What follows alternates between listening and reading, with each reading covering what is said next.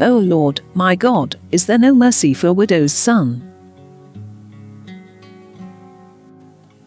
This is the distress phrase of the Masons. Purportedly, these are the last words of the Mormon, Joseph Smith, also a Freemason, as he lay dying. Comment by Andy Marshall. The Masonic lectern at St. Edmunds is the fulcrum of the whole architectural scheme. It is the architectural and probably Masonic at the center of the church, although I wouldn't know, I am not a Mason. Whilst walking around the church over the past few weeks, I have always been drawn to it. Firstly, because of its reflective qualities, which picks up the light from the south transept window. This forms a real contrast against the shade of the chancel. Secondly, because of its unusual sharp and angular shape, which gives it masculinity and robustness of form. It is a real success within the spatial hierarchy of the church, and wherever you go it provides a strong punctuation within the syntax of the structure. The lectern stands on a block of white ashlar which holds the inscription from Clement, the founder's son, 1871. This in turn stands on a black block of marble. The legs of the lectern are formed of 3 columns: Doric, Ionic and Corinthian. The lectern itself is made up of the symbolic tools of Mason craft. The base is made up of fretwork which includes pomegranates, lilies and intertwined snakes. On top of this, the lectern is made out of square and compasses. Hello, and thank you for joining me for a look at the Fraternity of Freemasons featuring the Grand Lodge of the Republic of Texas. Today, a short history and look at the Freemason structure of degrees will be studied. I hope you enjoy this educational podcast, and please comment, and if you have any questions, I will answer to the best of my ability. This report is for adults over 18 years of age. The earliest official English documents to refer to Masons are written in Latin. Sculptors Lapidum Liberum, London 1212. Magister Lathamus Liberum Petrum, Oxford 1391. Or Norman French, Mester Mason de Franchepierre, Statute of Labourers 1351. These all signify a worker in freestone, a grainless sandstone or limestone suitable for ornamental masonry. In the 17th century building accounts of Wadham College, the terms Freemason and Freestone Mason are used interchangeably. Freemason also contrasts with rough mason or layer, as a more skilled worker who worked or laid dressed stone. The adjective free in this context may also be taken to infer that a mason is not enslaved, indentured, or feudally bound. While this is difficult to reconcile with medieval English masons, it apparently became important to Scottish operative lodges. De Sauguliers is referred to as the father of modern Freemasonry. It was de Sauguliers who inscribed the dedication to Anderson's constitutions, headed the committee which directed and approved them, and supplied the Gothic constitutions from which they were formed. He only served 1 term as Grand Master, and he was twice Deputy Grand Master under figurehead Grand Masters. When he was Grand Master, he formed irregular lodges to conduct initiations. De Sauguliers insisted that ritual be remembered instead of written down. This led to a shortage of written material on the development of English ritual until after the formation of United Grand Lodge. Like other trades and mysteries, also, medieval Masonry recognized 3 grades of craftsmen. They were the apprentice, the journeyman, and the master. An apprentice who had learned his craft became a journeyman, qualified to do all sorts of Masonic work. The master was also qualified as a project manager, often functioning as architect as well. He would sketch the day's work on a tracing board, so that it could be executed by the journeymen and apprentices. The Shaw Statutes of 1598 show how this evolved in the lodge system of Scottish Masonry.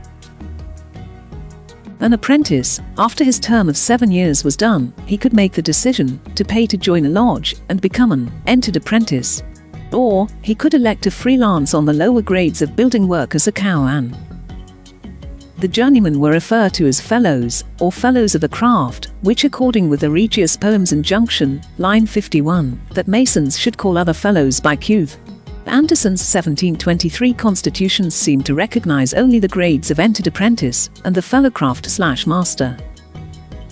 Hence the 3rd degree emerged sometime between 1723 and 1730, and took rather a long time to spread within the craft. That it did spread seems to many scholars to indicate that the trigradal system was not innovation, but reorganization of pre-existing material. An apprentice who had learned his craft became a journeyman, qualified to do all manner of Masonic work.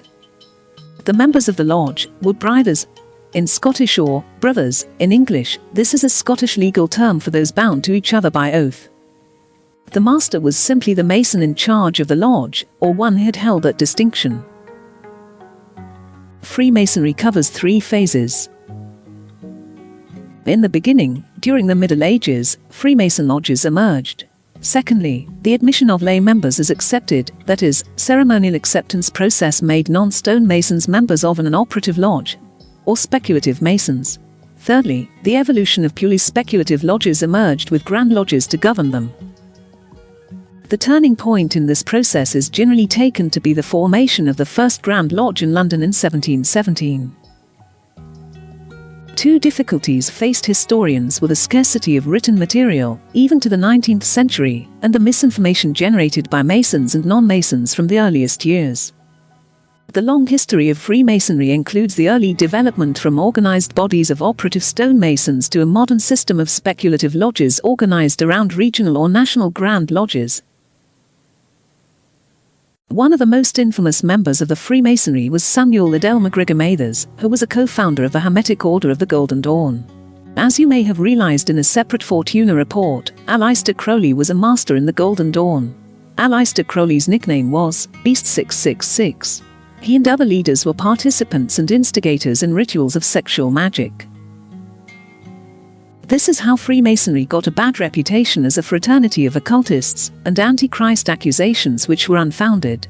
This reputation exists to this day by those who do not know the workings of the Freemasons. Although religion and politics are forbidden to be discussed within the membership, it is imperative that potential members and established members believe in God or a supreme being, the architect of the universe. Hence, Mathers resigned in 1882, presumably to give more attention to his role in the Golden Dawn. Also, conspiracy theorists have long associated Freemasonry with the New World Order and the Illuminati, and state that Freemasonry is bent on world domination, or are currently secretly in control of world politics. This is far from the truth. Historically, Freemasonry has attracted criticism and suppression from both the politically far right, as in Nazi Germany, and the far left, such as the former communist states in Eastern Europe.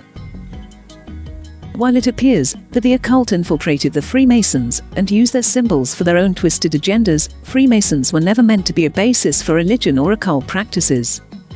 It is a brotherhood of architects, academics, other professionals and everyday individuals. The Shriners, an arm of the Freemasons, is described as a fraternity based on fun, fellowship, and the Masonic principles of brotherly love, relief, and truth. Relief in this context refers to helping those in need. The Shriners of the Freemasons raise money for scholarships and charity every year, especially concentrating on children's hospitals. Let's address Freemason symbols. I will add the photos to the video stills. Because there is so much to address in Freemason symbols, I will take more of a deep dive in another video. Symbols help the member grow. Freemasonry started in the Middle Ages with guilds and confraternities, usually under Christian authority. They were lay members from the communities.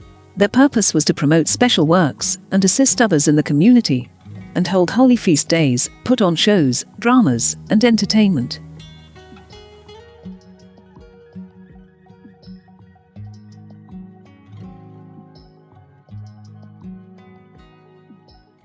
Rules for membership with confraternities indicate that lodges were chartered under the authority of local mayor, governor, or authority of the king. 14th century guilds had rules of conduct. Safety and upright reputation in their trade or craft were imperative. The guilds would settle disputes and take care of members in distress. Masons who work in stone have their craft based on the Regius poem, a manuscript. This is legendary history. It magnifies the reputation of the mason and stonemason trade. Lodges are seeking legitimacy from the monarch.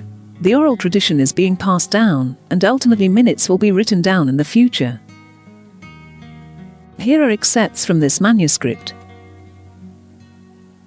And pray we them, for our Lord's sake, to our children some work to make, that they might get their living thereby. both well and honestly fall securely. In that time, through good geometry, this honest craft of good masonry, and gave it the name of masonry. In that honest craft to be perfect, and so each one shall teach the other, and love together as sister and brother. Operative Guild Apprentice is the first degree of 3. The first degree lasted 6 to 7 years, partnered with someone, usually a journeyman, to learn the trade. The apprentice became a fellow, or journeyman, after this length of time. The symbols of Freemasons are primarily the working tools associated with the craft. They learn how to use the tools, which impart moral instruction with the teaching of how to use the tools, and what they symbolically mean to one's life. The carpenter's level teaches one to be upright and level-headed, and to lead a balanced, level life. Here is the first article of Masonry. The first article of this geometry. The master mason must be full securely, both steadfast, trusty and true. It shall him never then rue. In the 1600s it was determined that there were 2 entry levels to join the Freemasons. The first mention is the level called accepted. This represents someone who did not work in stone. They were from all walks of life. Secondly, is the level of stonemasons called speculative, and they were workers in stone.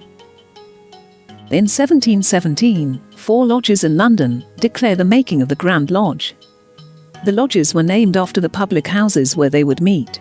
They are the Goose and Gridiron Ale House and St. Paul's Churchyard, now known as the Lodge of Antiquity, No. 2. Crown Ale House and Parker's Lane off Drury Lane.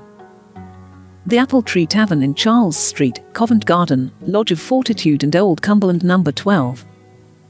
And the Rummer and Grapes Tavern in Channel Row, Westminster, Lodge is now called Royal Somerset House and Inverness Lodge No. 4. In 1642, consistent written minutes came into use. The Grand Lodge of London claimed authority between the Scottish and Irish lodges, which were at odds. The Irish started to style themselves as the original ancients in Freemasonry, and others that are called the moderns. In 1727, there was a reconciliation with Scottish and Irish lodges. The third degree was Master in the 1720s and leader of the lodge. Master with Master's degree compare with King Solomon's Temple as a mystery play and allegory, not history. Trinity College in Ireland does this with Noah instead of Solomon. Youth, manhood and elder knowledge is integrated in the 3 degrees. Master's degree emphasizes mortality. Live today as your last. Following day Sogula year's influential guidance. The master degree is very simple in the beginning, but grows organically just as each youth matures with time and testing. The symbol of the broken column is for the master degree.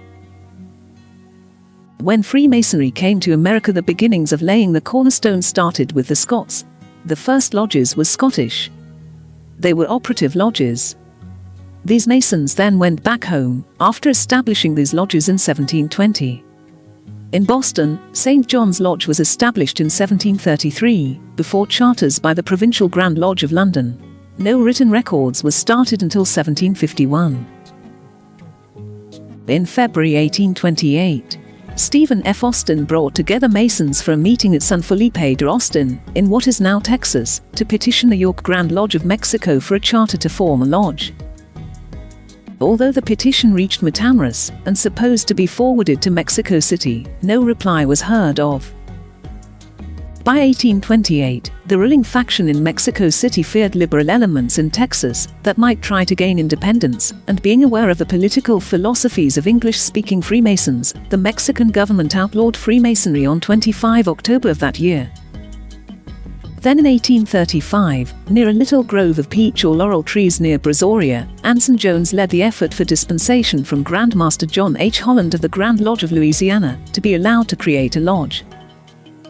The charter was given before the Battle of San Jacinto. Nacogdoches was next, and 1837, and then St. Augustine.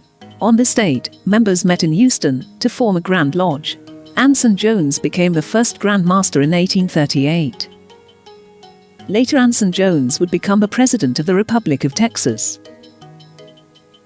Meanwhile, Texas was in the midst of war. First shots of the Texas Revolution were fired in October 1835 at Gonzales. Delegates gathered at the small town of Washington on the Brazos and signed the Texas Declaration of Independence on March 2, 1836. General Antonio Lopez de Santa Anna led the Mexican army and crossed the Rio Grande, attacked and defeated a small garrison at the Alamo in San Antonio de Bahia. Among the nearly 200 defenders who died at the Alamo were Freemasons James Bonham, James Bowie, David Crockett, Alron Dickinson, and William Barrett Travis. The first Grand Lodge of the Republic of Texas, AF&AM, was established in 1838 in Waco, Texas, and combined the Holland Lodge No. 1, next is Milam Lodge No. 2, and finally H.A. McFarland Lodge No. 3 were established. The Grand Lodge of the Republic of Texas, ancient free and accepted Masons, is currently the largest in the world, boasting nearly 70,000 members.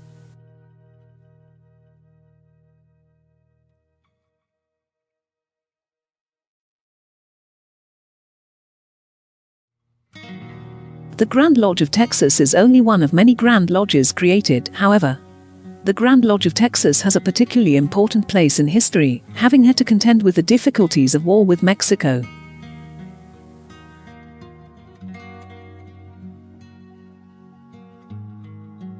On 21 April 1836, General Santa Anna was captured after the defeat of the Mexican army at the Battle of San Jacinto.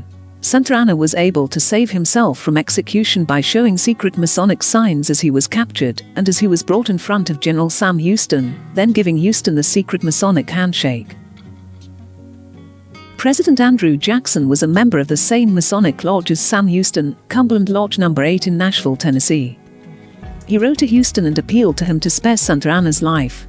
He reminded Houston that, while he is in your power, the difficulties of your enemy, in raising another army, will be great. Let not his blood be shed, unless imperious necessity demands it.